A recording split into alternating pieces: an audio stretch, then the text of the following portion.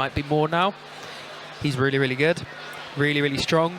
Strong as a compliment. He's got that sort of a veteran grappler strength, where when they grab a hold of you, it takes 2 hands to break every single grip. He's a very strong guy. I would imagine he's going to be looking for a grappling heavy game plan tonight. Yeah, I've not seen too much of him strike him in terms of practices. I've seen Jack Deacon in a lot of the Muay Thai classes, I believe. Like, I'm going to expect him. I've not really seen him in any. I don't know if he does many of the grappling classes compared to the striking ones. Yeah, we could end up with the sort of classic striker versus grappler matchup, which is something that you've seen 100 times in MMA, and the results, well, goes either way. Yeah, it always varies. It always just shows that you got to know both. Yeah. Or at least wrestling, then you can decide what you want to do. Exactly. I would imagine that anybody training under James Wiston's got to have pretty good wrestling. So Jack's wrestling's going to be pretty good. I know that Daniel's done a lot of training at 10 Planet Redditch. I don't think it's the only gym that he trains at. No, I want to say he trained and lived in Worcester for a while. I'm not sure if he's still over there training. So he might be training at 3 Points. I'm not sure. I've come with very little information, but I have known him a while. Not great, not loads, but we do follow each other on Instagram. I have seen him at jiu-jitsu competitions and things. He did lift in a gym that I worked at. He was a very strong guy. Yeah, yeah, he is. Again, Jack, I've seen at 10th Planet in a lot of the striking. He's got good hard kicks from what I've seen. No, he's there at all the Thai classes. He trains a lot. I've just never seen him grapple, so I don't know how good his grappling will be.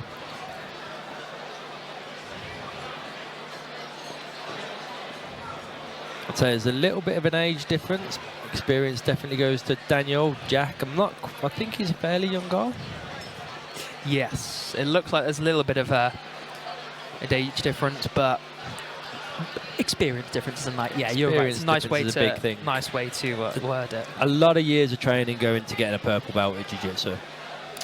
They do, yeah. And he's had a lot of, as far as I know, a lot of competition in tournaments and stuff, so he's got a lot of experience there as well. Yeah, he's a very experienced and willing competitor, which I think goes a long way. I've seen it from a few of our fighters tonight. For example, with George Constantinescu earlier, although he wasn't able to pick up the win, he's a guy that is very, very experienced across multiple disciplines. And even if not every experience is a win, it's still time in the ring, still time in the cage, and it really does make a difference. Even if it just makes a difference in helping you calm your nerves before the fight, that goes a long way as well. Yeah, it does. Can't really overstate that. I've spoken to quite a few of the fighters around today, and varying degrees of nervousness, but I think everyone, the nerves dissipate a little bit when the fight starts. It's the build-up that makes it tricky, but as soon as the bell goes, you're there to do what you've been planning to do. You haven't got to worry about the build-up, you haven't got to worry about everything else. You're just in there, you do what you've been practicing. The worst thing by far is the weight. It's the weight. It's an all-day event. Like a fight, you're not just fighting for the 9 minutes, the 10 minutes, whatever that you're in the ring for. It's like from the night before when you can't sleep, it's from the getting up in the morning, forgetting that you're fighting, and then all of a sudden it sinks in. Then it's the travelling to the venue and going through going through the health checks and that, and then thinking, oh, what if my blood pressure's too high? Seeing some of your fighters with a monster in the hand and having to snap out before they have their blood pressure taken. What are you doing? Seeing the cage for the first time, there's lots. The rules meeting is when I'll get the most nervous for my fighters. During the rules meetings, I'm like, oh, I can only imagine how they feel. She get me out, I'm like, bro, that bitch don't wanna be friends. I give her this, she a man. She put her 10 on my dick. Look at my wrist about 10. In Jack's corner, it looks like we have Hayden, who's a very accomplished fighter, and he's a pretty good cornerman. Look for Hayden shadow boxing to his fighters, telling them what to do in between rounds. That's how he likes to communicate things. So you'll probably see him shadow boxing a little bit, showing them what they need to be doing. Very, very good fighter and very, very good coach.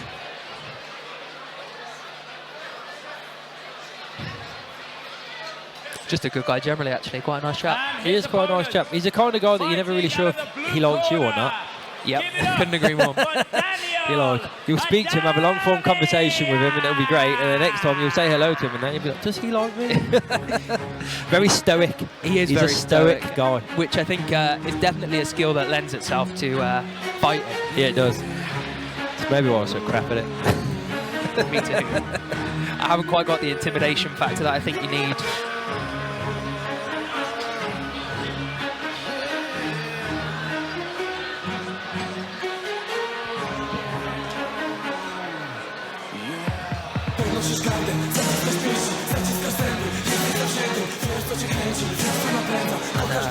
In Daniel's corner, we have got Andy Hellier, who has had, well, a multitude of fights across a few different disciplines, including MMA and K1 and Muay Thai. So he's a guy who knows about striking. He also holds a blue belt in 10th Planet Jiu-Jitsu, so he's no slouch when it comes to the grappling either. So I'm sure he'll be able to give some well-rounded advice to Daniel. You guys might not believe this, but Daniel actually looks a little leaner than when I last saw him. Yeah, I was speaking to him the other day. He said he'd lost quite a few kilos. I can't remember what he said, but like last time I saw him working out in a gym, he was huge. He's still, don't let the cameras fool you, he's still a massive guy. He's still an absolute brute. He's just not as big as he used to be. Yeah, which is just unbelievable to say when you look at him. Because he's, even now, he's just broad, wide. I think he chose to drop the weight for his sport more than anything. He was saying that he's training smarter now, like taking care of like staying more limber and things rather than trying to be as big as possible. It's the sort of thing that you have to be a little bit more mindful of as you get older. Yeah. You can't just go and pick up whatever you want and put it down and feel fine the next day. We're underway. Quick exchanges.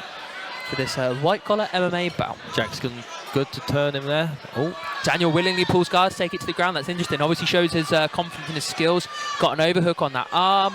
Jack's looking to slam, but that's not going to bother Dan. I've seen him in positions like this on his Instagram before. Yeah, Dan does a good job unguarding so that he doesn't get slammed again. Willingly goes to the ground again into this sort of open half guard position. Now, gone. When you know that you've got an advantage, look, to the people watching this that haven't trained much jiu-jitsu or anything, it might seem strange to want to go on the floor, especially in the back, but when you know you're a purple belt and you've got a big advantage over someone compared to on the feet. Little trip there. You see again, Daniel happy to be on the ground after that trip. He needs to do more to turn his legs much to get out. And it's over. Wow. Absolute fantastic ground and pound by Jack there. Daniel a little bit too willing to be on the ground, and he seems to be the team paid for it there. Yeah, when he went to the floor, he didn't try and get his feet up and turn them towards Jack. He was just waiting for Jack. I think thinking Jack would come down to him, where Jack just struck from his feet. Yeah, and that's the thing. It's good to be confident in your jiu-jitsu, but there is a time and a place for it as well. Pulling guard, it's a hard thing, you know. It's a double-edged sword. If you get there and you get the clinch like he did the first time, Jack wasn't able to strike effectively. But the second time, in that open guard position, wasn't quite able to get his game plan working, and Jack pounced on it. And you've got to have that killer instinct if you want to be a good fighter. You've got to be able to... Just a little bit wobbly on his feet now. Make the most of your advantages. But very good stoppage there by Simon. Great stand from Jack as well. We don't... and maybe that slam, I'd need to see it again on the replay, but maybe that slam, maybe Daniel caught his head there as well. Maybe it wasn't just the strokes, maybe he was already hurt, but the strokes definitely didn't help when he was on the floor. Yeah. You've seen that a few times with the likes of like Rampage Jackson, for example, where their slams can be as concussive as getting hit by them. Like Shamrock versus, Frank Shamrock versus T. Ortiz, was it? Frank Shamrock got belly-to-belly body slam by T. Ortiz and got knocked clean out. Yeah, those are the worst. Or like Randall went against Emelianenko. We're like, I don't know how you get up he from threw him on like his that. neck and he just rolled through it. Yeah, Daniel being escorted for some needed medical attention. Jack's still got that intense look on his face. Again, another stoic guy. I think he looks like that in the gym quite a lot. Yeah. I've never actually gone up to him and said hello because he scares me a little bit. Yeah, really good performance for Jack. Showed his killer instinct. Really good performance. Again, it's the thing you love to, a real want to fight.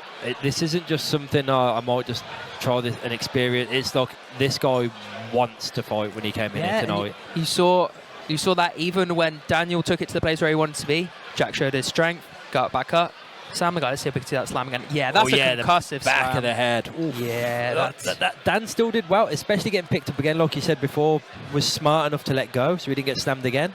But yeah, really good work. You see, as soon as Dan's trying to get back up there and reinitiate, Jack goes in, starts rocking him. You know, we learn our technical stand-ups on day one of jiu-jitsu, and it is the best way to get up. Yeah. But it's not completely foolproof. I'd like to rewatch that whole fight again to see what Daniel was like after that slam. Like to see if he was kind of not out on his feet,